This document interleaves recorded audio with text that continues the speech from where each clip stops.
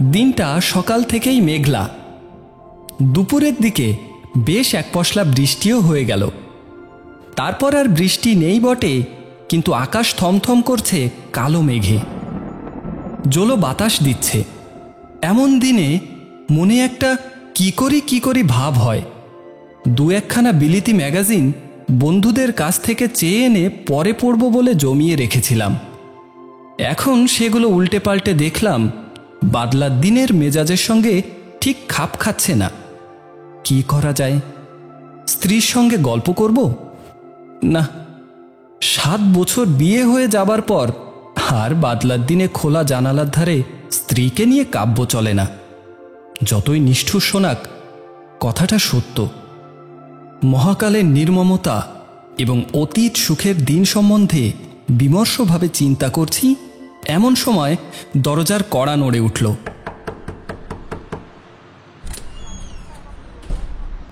উঠে গিয়ে দরজা খুলে দেখি কিশোরী সেন। ভেতরে ঢুকে কাদামাখা রাবারের পামশু ছাড়তে ছাড়তে সে হেসে বলল, এই বর্ষার দিনে বাড়ি বসে করছো কি? বললুম, যে অশ্ব নেই তার তৃণ সংগ্রহ করছিলাম।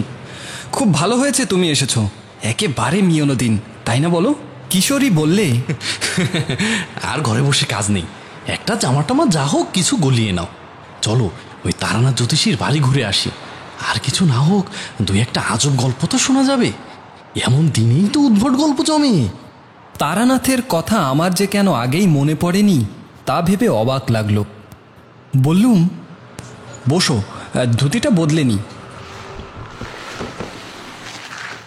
পথে বেরিয়ে বললুম, ট্রামে উঠে কাজ নেই, মাসের শেষ, সেই 8 পয়সা দিয়ে বরং সিগারেট কেনা যাবে। হেঁটে মেরে দিই চলো, এইটুকু তো পথ।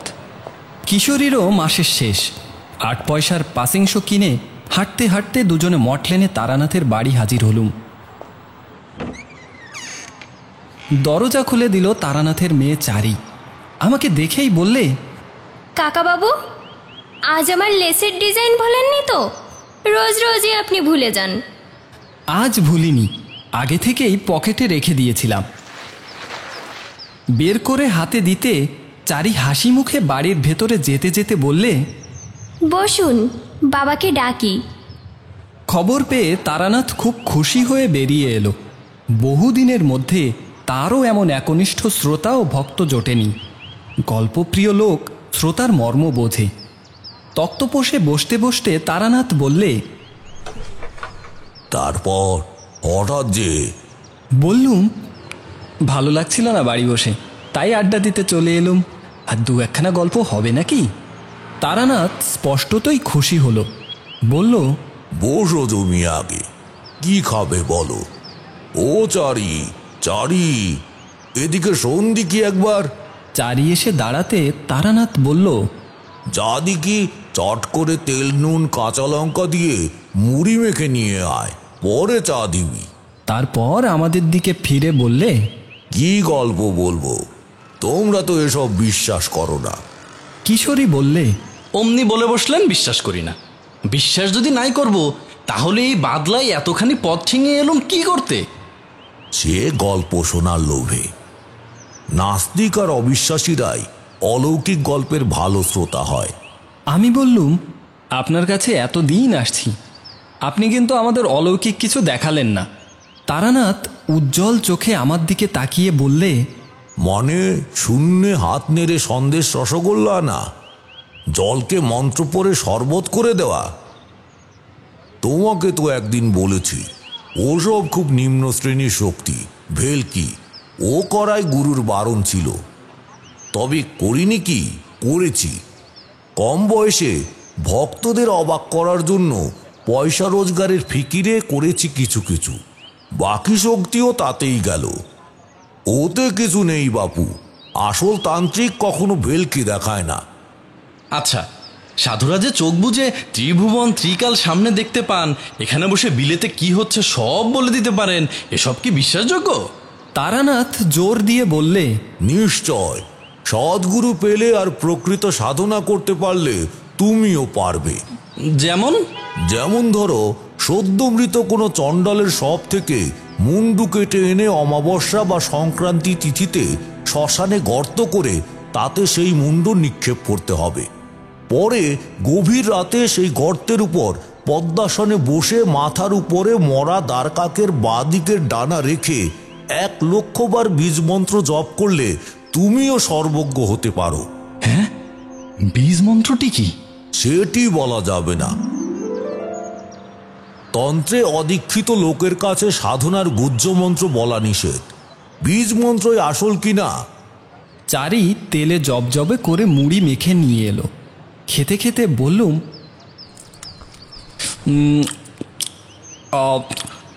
আপনি কখনো সত্যিকারের কাপালিক দেখেছেন? কিশোরী জিজ্ঞেস করলে, তান্ত্রিক আর কাপালিকে পার্থক্য আছে নাকি কিছু? পার্থক্য আছে, তবে সেসব তোমাদের বোঝানো কঠিন। জেনেও তোমাদের কোনো কাজ নেই।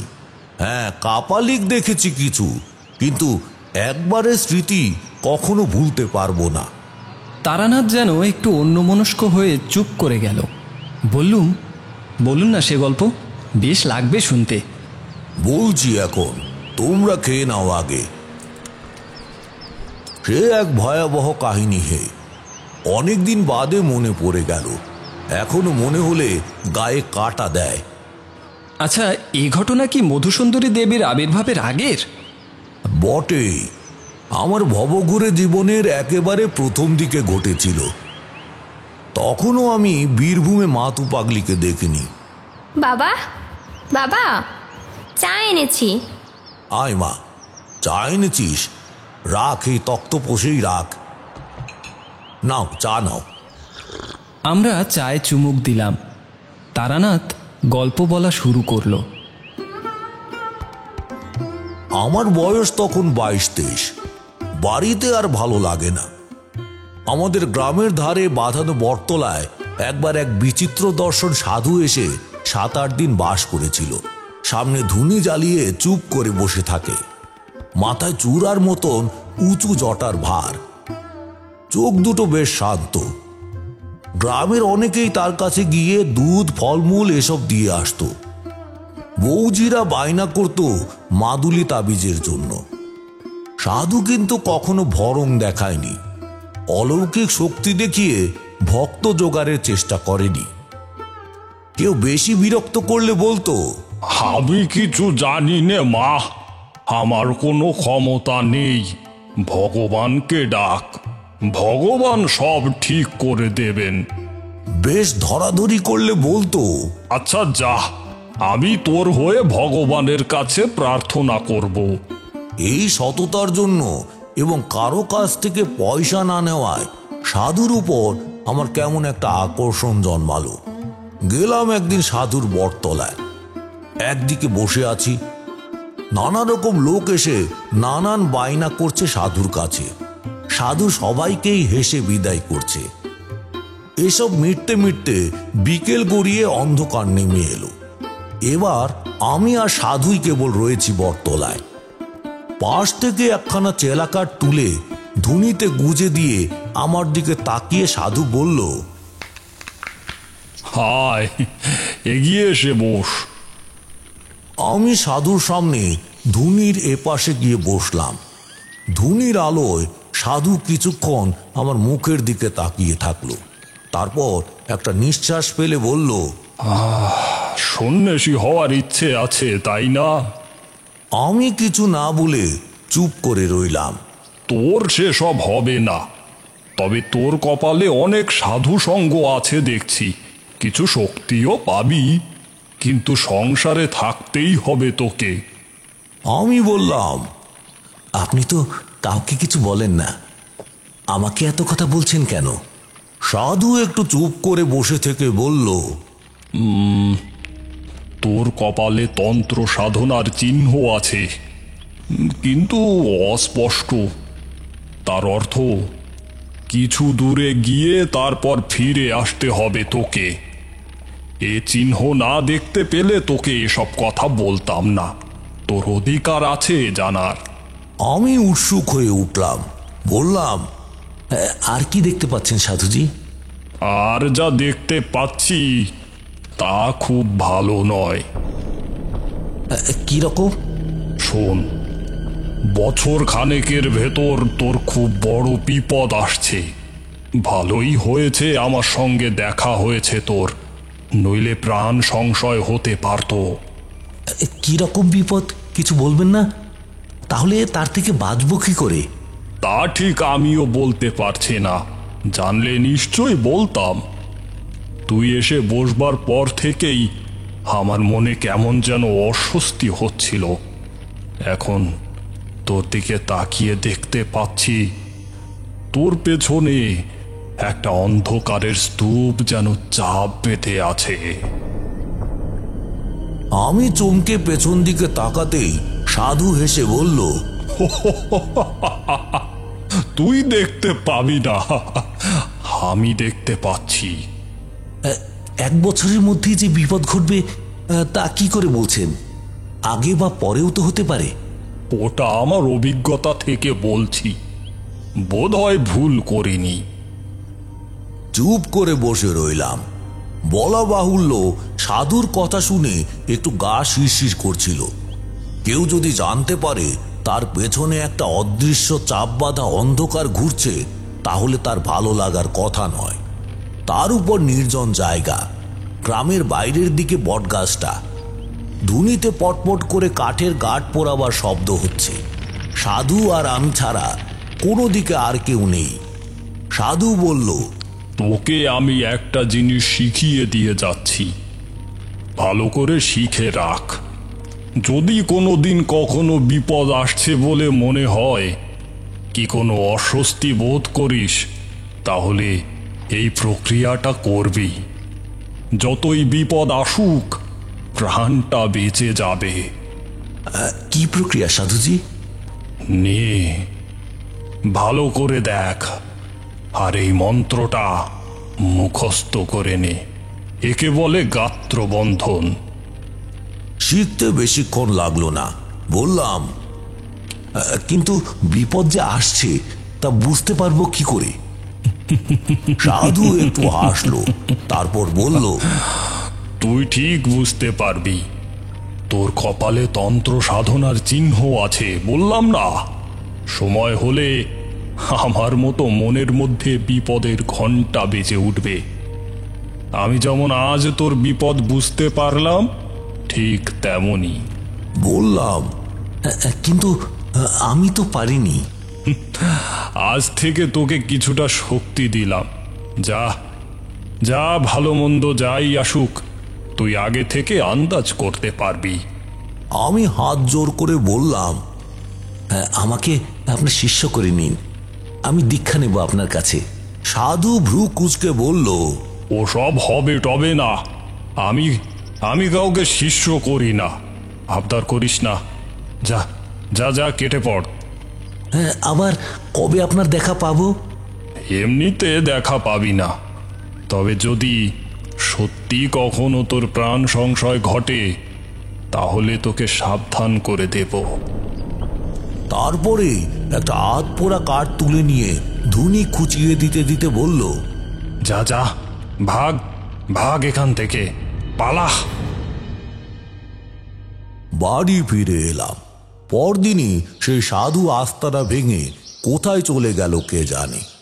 পরদিন বিকেলে বটতলায় গিয়ে দেখি শুধু নিভে যাওয়া ধুনির ছাই আর কতগুলো আধ পোড়া কাঠ পড়ে আছে। মাসখানেক কাটল, কিছুই যেন আর ভালো লাগে না। কেবলই বাড়ি থেকে বের হয়ে পড়তে ইচ্ছে করে। পথ যেন দারুণ আকর্ষণে টানছে। কেবল যে ধর্মের স্পৃহা তা নয়, একটা ভবঘুরিমি পেয়ে বসল। আরো কিছুদিন এভাবে কাটবার পর একদিন সত্যি কয়েকটা জামা কাপড় আর 10টা টাকা নিয়ে বেরিয়ে পড়লাম। বাড়ির লোক খোঁজাখুঁজি করবে এবং সন্ধান পেলেই ধরে নিয়ে যাবে বাড়িতে। এজন্য সারাদিনই প্রায় হাঁটতাম, যতটা দূরে গিয়ে পড়া যায়। রাত্রিরে আশ্রয় নিতাম কোনো গৃহস্থের বাড়িতে। তখনকার লোকজন ছিল ভালো, অভাব ছিল না। গোলা ভর্তি ধান, পুকুর ভর্তি মাছ, নিজের গরুর দুধ। অতিথিকে যত্ন করতে সে যুগের লোক ত্রুটি করত না। অব্রাহ্মণ গৃহস্বামী হলে গোয়াল ঘরের একপাশে পরিষ্কার করে রান্নার আয়োজন করে দিত। সেখানে বসে রাখতাম। তারা আবার অপেক্ষা করত ব্রাহ্মণের প্রসাদ পাবার। কিশোরী প্রশ্ন করল, জিনিসপত্রের দাম তখন কিরকম ছিল? তারানাথ বলল, গায়ের দিকে বেশিরভাগ জিনিসই কিনে খেতে হতো না, সবই তো গ্রামেই উৎপন্ন হতো। তবে হ্যাঁ, মনে আছে একবার আমি আর আমার বন্ধু হরমোহন মাংস খাবার শখ হওয়ায় পাশের গ্রাম থেকে 10 আনা দিয়ে একটা পাঠা কিনে এনে দুজনে রান্না করে খেয়েছিলাম।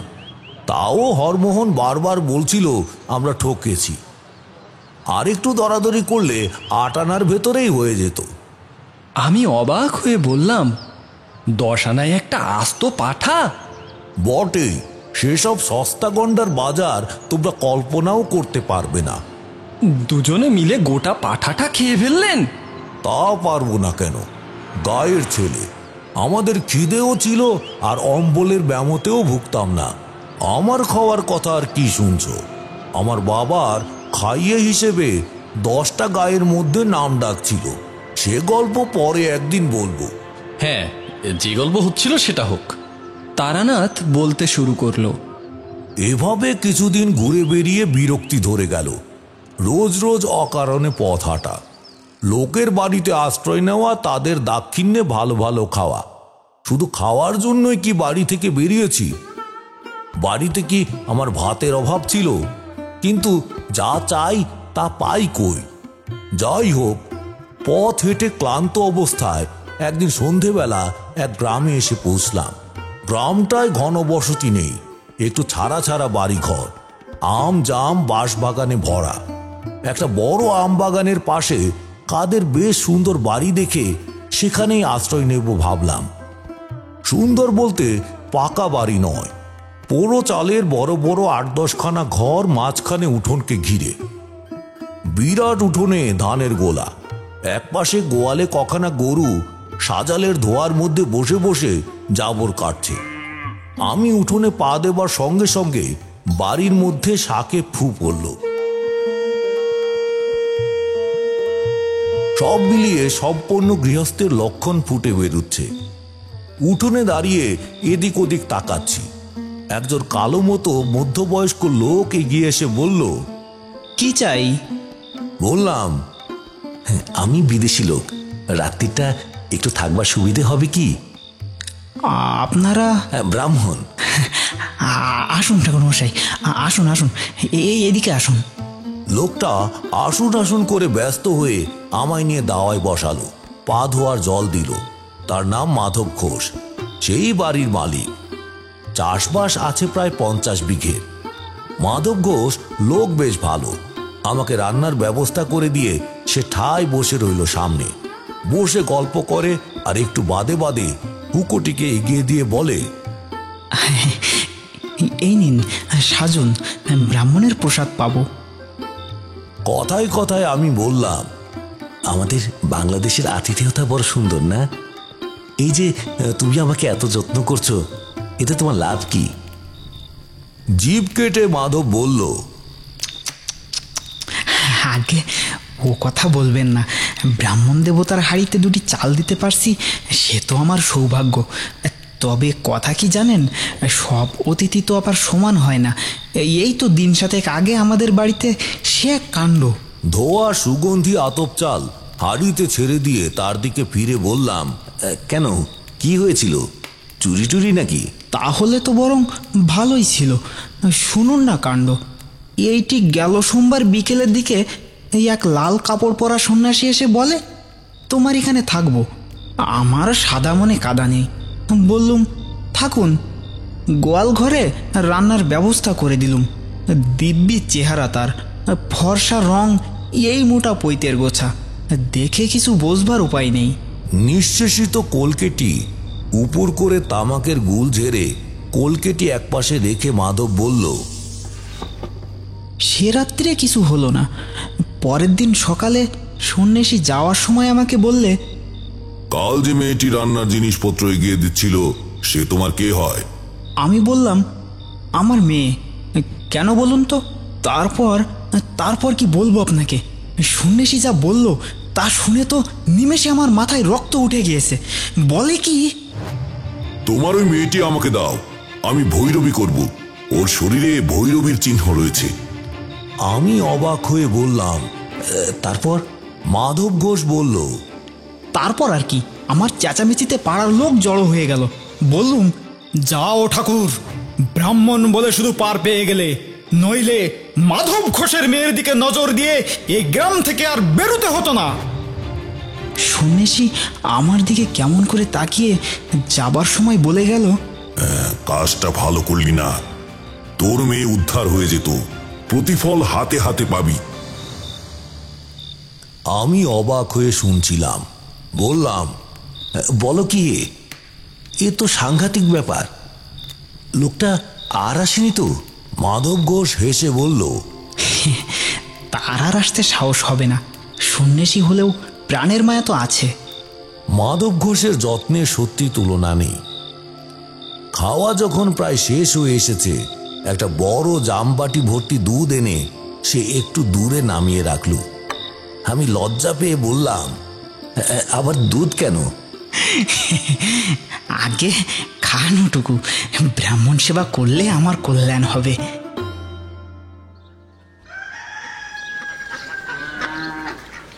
পরের দিন সকালে উঠে আমি মাধবের কাছে বিদায় নিলাম। সে ছাড়তে চায় না কিছুতেই। আমি প্রায় জোর করে চলে এলাম বলা যায়, কারণ আগেই বলেছি আমি দুটো ভাতের জন্য পথে বের হইনি। সরল মানুষের ঘাড়ে চেপে অকারণে অন্ন ধ্বংস করা আমার খারাপ লাগলো। এই পথে আবার কখনো এলে তার বাড়িতে আশ্রয় নেব কথা দিয়ে বেরিয়ে পড়লাম। দুপুরে একটা গঞ্জ মতো এলাকায় চিড়ে দই কিনে খাই, তারপর আবার হাঁটি। সারাদিনে প্রায় মাইল 15-16 হেঁটে সন্ধে নাগাদ একটা এমন জায়গায় এসে পৌঁছলাম যা ত্রিসীমানায় কোনো গ্রাম বা জনবসতি নেই। রুক্ষ প্রাণহীন প্রান্তরের মধ্যে দিয়ে একটা ছোট্ট কি নদী তীর তীর করে বয়ে চলেছে।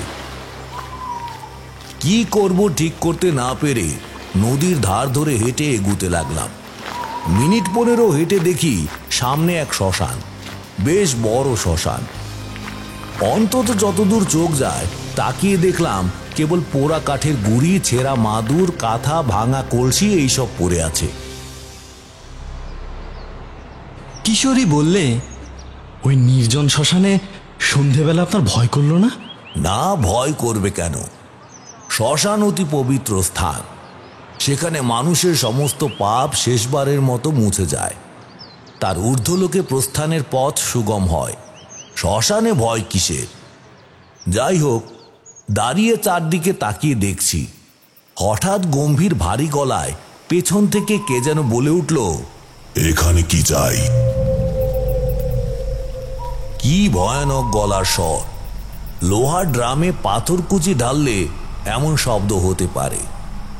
চমকে পেছনে তাকিয়ে দেখি একজন সাধু দাঁড়িয়ে, মাথায় পাকা তেঁতুলের মতো অজস্র জটা, মুখময় অযত্ন বর্ধিত দাড়ি গোফের জঙ্গল, লম্বায় আমার মাথা ছাড়িয়ে আরেক হাত, পরনে রক্তাম্বর, পায়ে বউল দেওয়া কাঠের পুরু খড়ম। কি দরকার এখানে? সাধুকে প্রণাম করে বিনীত গলায় জানালাম, আমার বিশেষ কোনো দরকার নেই, পথ হাঁটতে হাঁটতে এসে পৌঁছিয়েছি এইমাত্র। কোথায় যাওয়া হবে? কোথাও না। মানে? মানে ঠিক নেই। সাধু কি বুঝলে জানি না, কিছুক্ষণ আমার মুখের দিকে স্থির হয়ে তাকিয়ে থাকলো। তারপর তার দাড়ির জঙ্গলে খুব সূক্ষ্ম একটা হাসির রেখা ফুটে উঠল। সে বলল, আয় আমার সঙ্গে। সেই ঘনায়মান অন্ধকারে আমি সাধুর পেছনে চললাম। বেশ খানিকটা হাঁটবার পর দেখি একটা গাব বা ওই জাতীয় কোনো গাছের নিচে সাধু মরার মাদুর, কাঁথা ইত্যাদি টাঙিয়ে বেশ ঝুপড়ি মতো বানিয়েছে। বললাম, আপনি এখানে থাকেন? কেন, অসুবিধাটা কি? সাধুর কথাবার্তা যেন কেমন কেমন। আমি বললাম, না, অসুবিধে নেই। তাই বলছি, সাধু আমাকে ঝুপড়ির বাইরে বসতে বলে নিজে ভেতরে ঢুকলো। বেরিয়ে এলো দুটো পাকা কলা হাতে নিয়ে। বলল, এই নাও, খাও। নিলাম। কি উদ্দেশ্যে বেরোনো হয়েছে বাড়ি থেকে? সাধু হবার ইচ্ছে নাকি? আমি উত্তর না দিয়ে কলা হাতে চুপ করে বসে রইলাম। তুই আমার কাছে থেকে যা, আমি তোকে চেলা করে নেব, থাকবি? তারপর সাধু একটা কথা বলল, যা আমাকে আমাদের গ্রামের বটতলার সেই সাধুও বলেছিল। বলল, তোর কপালে তন্ত্র সাধনার চিহ্ন আছে, থেকে যা তুই আমার কাছে। আমি একটু ফাপড়ে পড়লাম। এই সাধুকে দেখে আমার তেমন ভক্তির উদয় হয়নি, বরং কেমন একটু অস্বস্তি হয়েছে। এত সহজে নিজে থেকে চেলা করে নিতে চাইল দেখে সে ভাব বেড়েছে বই কমেনি। ভালো সাধু কখনো কথায় কথায় শিষ্য করে বেড়ায় না। অবশ্য আমার আর চিন্তা কি, থাকি কদিন, ভালো না লাগলে কেটে পড়ার বাধা কোথায়? সাধু সঙ্গের জন্যই তো বেরিয়েছি, বাজিয়ে দেখতে দোষ কোথায়? বললাম, থাকবো। সাধু বলল, বেশ, আমি একটা বিশেষ সাধনা করছি, সেটা কদিনের মধ্যেই শেষ হয়ে যাবে, তারপর তোকে দীক্ষা দেব। কি সাধনা? সে আছে, সময় হলেই জানতে পারবি। তাছাড়া তোর সাহায্যও আমার দরকার হতে পারে। থেকে গেলাম সাধুর সঙ্গে। 2-4 দিন কেটে গেল। সাধু আমাকে একলা ফেলে রেখে সারাদিন কোথায় কোথায় ঘুরে কি সব সংগ্রহ করে আনে, বোধহয় নিজের সাধনার জিনিসপত্র।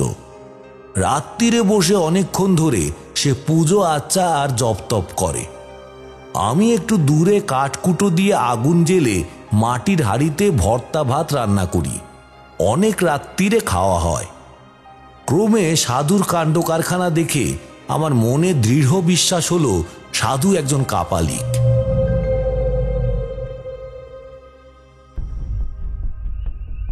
একদিন একটা মরা চড়ুই পাখি কোথা থেকে ঠ্যাং ধরে ঝুলিয়ে এনে হাজির। ঝুপড়ি থেকে ছুরি এনে চড়াইটার পেট চিরে নাড়ি ভুড়ি বের করলো সাধু। তারপর কি একটা জিনিস আমাকে না দেখিয়ে টুক করে ভরে দিল পাখিটার পেটে।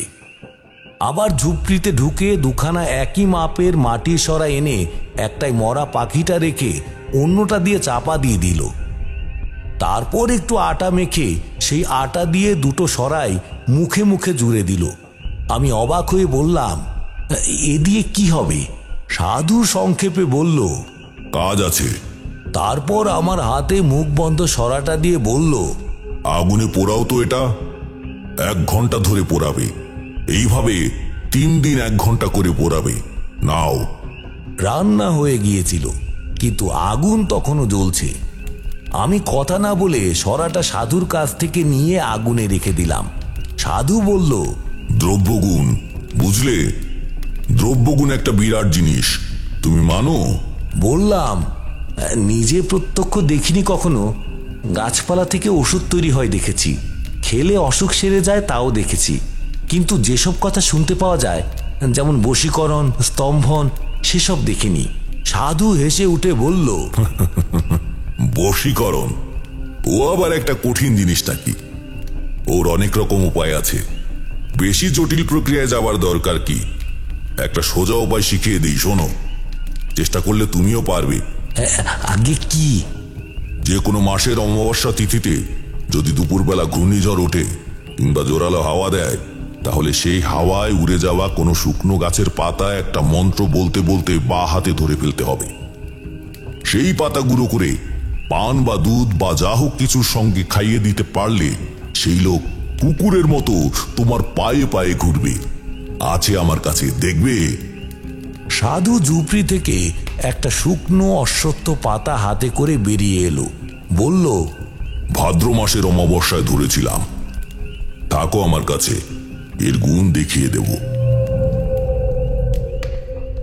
দিন 2 আগে সাধু একটা বেশ মোটা নিমের ডাল নিয়ে এসেছিল। একদিন সকালে দেখি বসে বসে ছুরি আর দা দিয়ে কেটে তার থেকে একটা পুতুল বানাচ্ছে। নাক, মুখ, চোখ সব শুদ্ধ একটা মানুষের মূর্তি। এদিনও অবাক হয়ে জিজ্ঞাসা করলাম, এ দিয়ে কি হবে? এদিনও সাধু রহস্যময় হেসে বলল, কাজ আছে। তখনও আমি সাধুর আসল উদ্দেশ্য কিছুই বুঝতে পারিনি।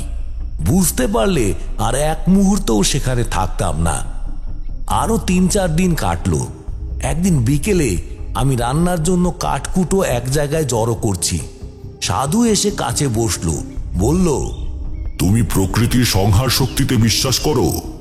বললাম, আগে ঠিক বুঝতে পারলাম না। প্রকৃতির অনেক রকম শক্তি আছে। যেমন প্রকৃতি আমাদের শস্য দান করে, বাতাস দান করে, বৃষ্টি দান করে। এগুলিতে আমাদের প্রাণ বাঁচে। এগুলি শুভ শক্তি। আবার মহামারী, দুর্ভিক্ষ, বন্যা, যুদ্ধ এগুলি হলো সংহারক শক্তি। এছাড়াও নানা রকম অদৃশ্য অদ্ভুত মারক শক্তি আছে। সাধনার দ্বারা তাদের জাগ্রত করা যায়। যেমন বেতাল জাগানো। বেতাল হচ্ছে এক ধরনের ক্রূর নিষ্ঠুর অপশক্তি। তার মারক ক্ষমতাও অমোঘ। একবার জাগ্রত হলে কাজ শেষ করা না অবধি তার নিদ্রা নেই।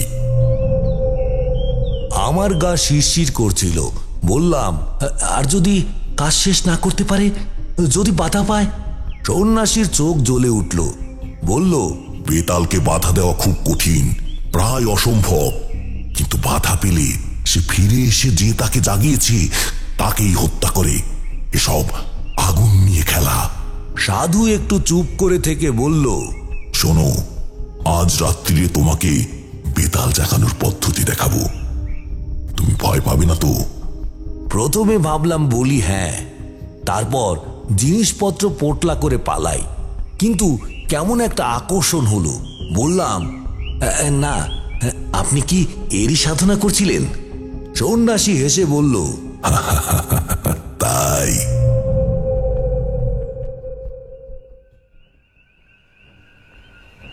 সেদিন রাত্রির যখন গভীর, সাধু তার ক্রিয়াকর্ম শুরু করলো।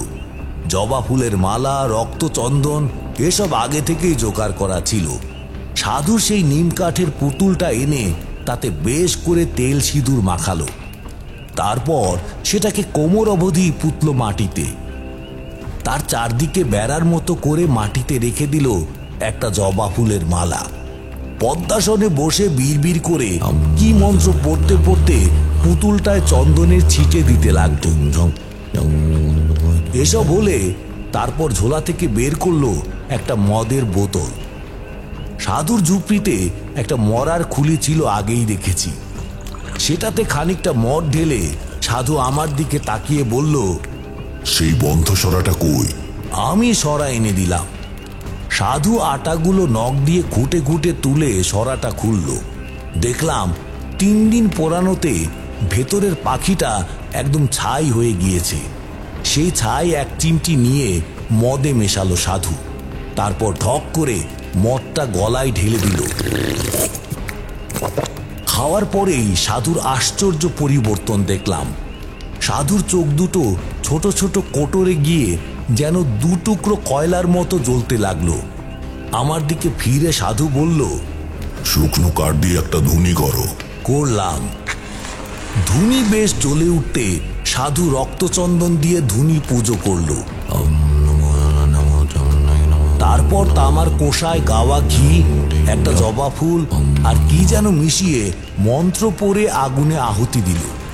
সঙ্গে সঙ্গে একটা বিকট পোড়া গন্ধে ভরে গেল চারদিক। সাধু বিকৃত গলায় হেসে উঠল। আর আমার মনে হলো সেই ধোঁয়া আর অন্ধকারের ভেতরে ধুনির মধ্যে থেকে একটা যেন জমাট অন্ধকার দিয়ে তৈরি মূর্তি উঠে বাতাসে ভর করে ভেসে কোথায় মিলিয়ে গেল। আমি অবাক হয়ে সেই দিকে তাকিয়ে রইলাম।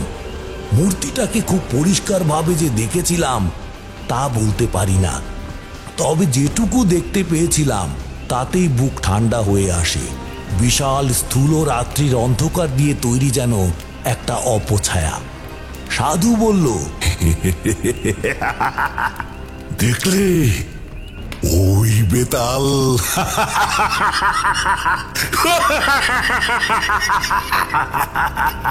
আমি বললাম, কোথায় গেল? সাধু হেসে বলল, এদিকে সরে এসো। আমি আসল কথাটা এতদিন তোমাকে বলিনি।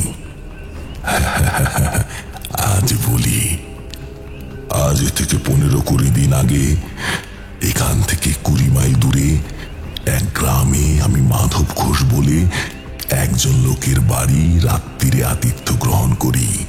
আমার মাথায় বিদ্যুৎ খেলে গেল। মাধব ঘোষ? তাহলে এই কাপালি কি সেদিন মাধব ঘোষের বাড়িতে হাঙ্গামা করেছিল? বটে, সাধু বলে চলেছে।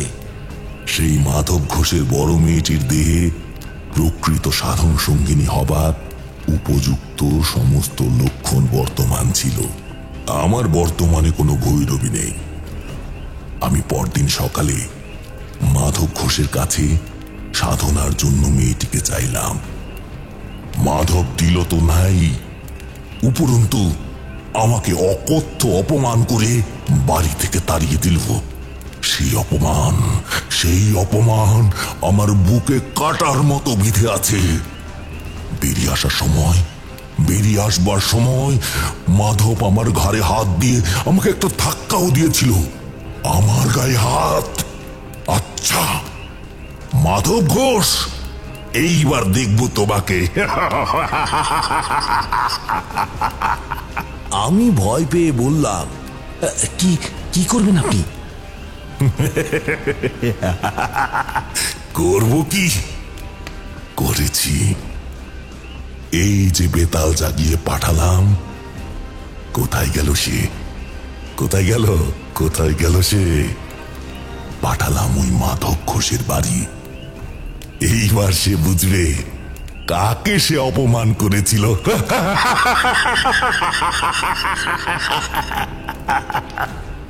কি হবে মাধব ঘোষের? আজ তার নিজের ক্ষতি কিছু হবে না। আজ তার বাড়িতে একটা কিছু করে আসবে বেতাল। এক পক্ষ ধরে আমি বেতাল মন্ত্র জপ করে আজ আহুতি দিয়েছি।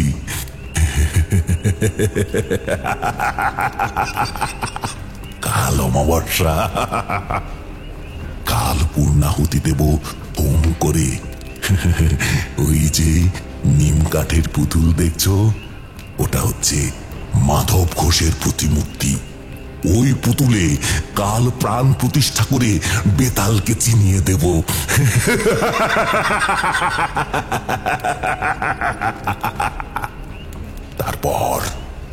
তারপর বেতাল আবার কাল যাবে মাধবের বাড়ি। তারপর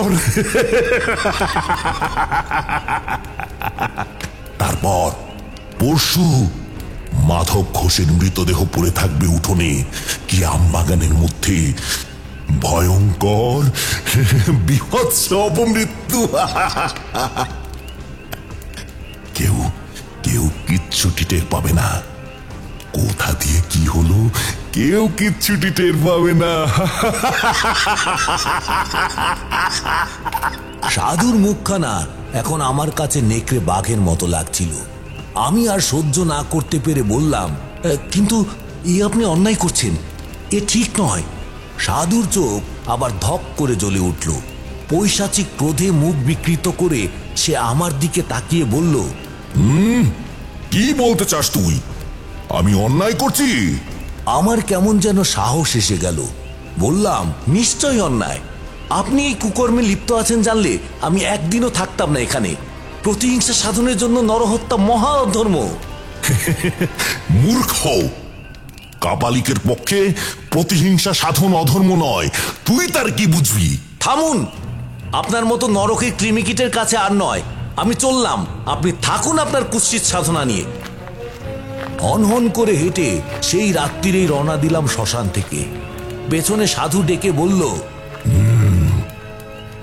যাচ্ছিস যা, কিন্তু শুনে যা, আজ পর্যন্ত কেউ আমাকে অপমান করে বেশি দিন পৃথিবীর আলো দেখেনি, মনে রাখিস। অনেক দূর চলে এসেছি, তখনও পেছন থেকে রাত্রিরের নির্জনতা ভেদ করে সাধুর উন্মাদের মতো হাসি শুনতে পাচ্ছিলাম।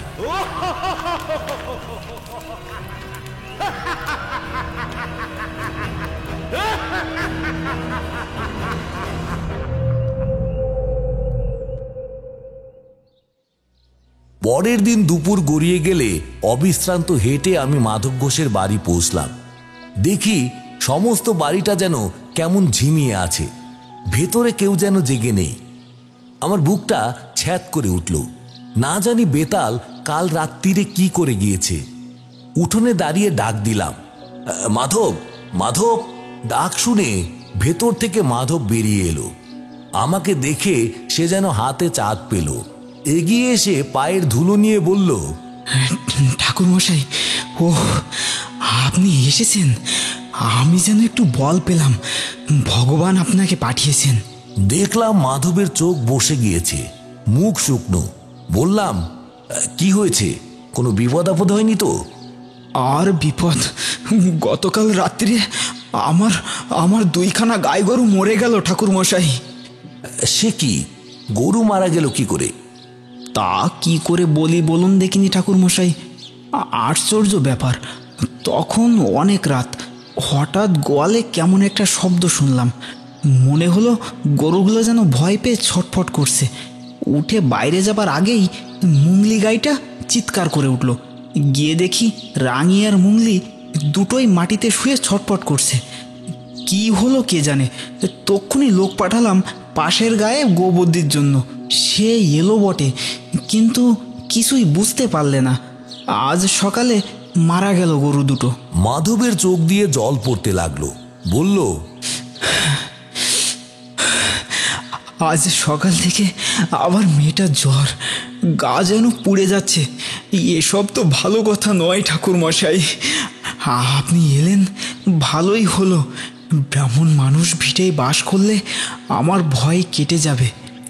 বুঝলাম সবই, কিন্তু আমার কি করার আছে কিছুই বুঝতে পারলাম না।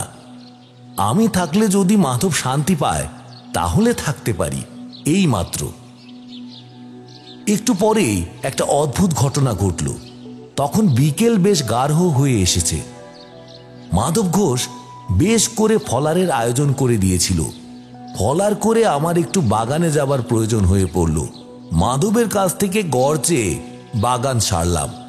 গড় হাতে ফিরছি, হঠাৎ মনের মধ্যে কেমন যেন একটা অনুভূতি জেগে উঠল। ঠিক কি রকম তা বোঝাতে পারবো না, যেন আমার খুব বড় একটা বিপদ আসছে। খুব কাছে এসে গিয়েছে সে বিপদ। ভয়ের একটা বিচিত্র অনুভূতি বুকের মধ্যে ঠেলে উঠল। সেই অন্ধকার নির্জন আমবাগানে দাঁড়িয়ে হঠাৎই আমার বুক যেন হিম হয়ে গেল। কেন এরকম হচ্ছে আমার? তাড়াতাড়ি ফেরবার জন্য এগোতে গিয়ে মনে হলো কয়েক হাত দূরে একটা আম গাছের গুড়ির পাশে কে যেন চুপ করে দাঁড়িয়ে আছে। আর একটু হলে বোধহয় ভয় পেয়ে চিৎকার করে উঠতাম, কিন্তু ততক্ষণে যে দাঁড়িয়ে আছে তাকে আমি চিনতে পেরেছি। আমাদের গায়ের বটতলার সেই সৌম্যমূর্তি সাধু। তিনি বলেছিলেন আমার বিপদ ঘনিয়ে এলেই আমাকে দেখা দেবেন। তাহলে কি সত্যিই আমার আজ সেই বিপদের দিন এসেছে? দূর থেকেই আমি সাধুকে প্রণাম করলাম। সাধু হেসে হাত তুলে আশীর্বাদ করলেন। তারপর হঠাৎ কোথায় সাধু, কোথায় কি, কেউ নেই কোথাও। আমি এক অন্ধকারে গড় হাতে দাঁড়িয়ে। ফিরে এসে মাধব ঘোষকে ডাকলাম।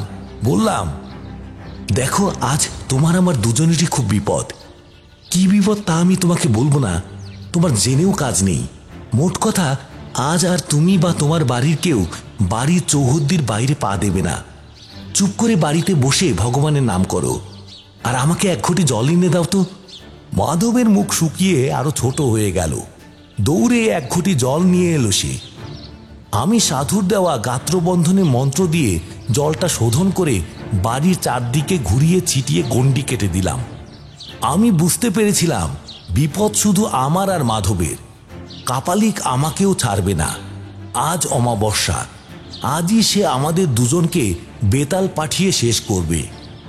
অন্যরা হয়তো নিরাপদ, তবু সাবধানের মার নেই জেনে সারা বাড়ির চারদিকেই গণ্ডি দিয়ে দিলাম। রাত্রিরে খাওয়া হলে আমি মাধবকে ডেকে বললাম, তুমি আমি আজ এক ঘরে থাকবো, বাড়ির সবাই শুয়েছে? আজ্ঞে ঠাকুর মশাই। বেশ, এসো আমার সঙ্গে। ঘরে গিয়ে আমি মাধবকে বললাম, ওই ঘটি থেকে খানিকটা জল ঢালো মাটিতে, এই যে খাটের পায়ের কাছে, এইখানটাই ঢালো। আচ্ছা আচ্ছা। এবার ডান পায়ের বুড়ো আঙ্গুল দিয়ে ওই জল থেকে রেখা টেনে খাটের চারদিকে একটা জলের গন্ডি কাটো। নাও নাও, শুরু করো। আমি তোমার সঙ্গে মন্ত্র পড়তে পড়তে ঘুরছি। তুমি গৃহস্বামী, তোমাকেই করতে হবে, নইলে আমি করে দিতাম। সেই গণ্ডির ভেতরে খাটে উঠে আমরা দুজন বসে রইলাম। সে কি ভয়ঙ্কর রাত! আমার বুকের ভেতরে এই বিচিত্র বিপদের ঘণ্টা বেজে চলেছে। কি যেন ঘটবে, কে যেন আসছে। আমার পাশে চুপ করে বসে মাধব। ঠিক মাঝরাত পেরিয়ে যাবার পর হঠাৎ যেন এক ঝলক হাওয়ায় বাইরের আমবাগান কেঁপে উঠল।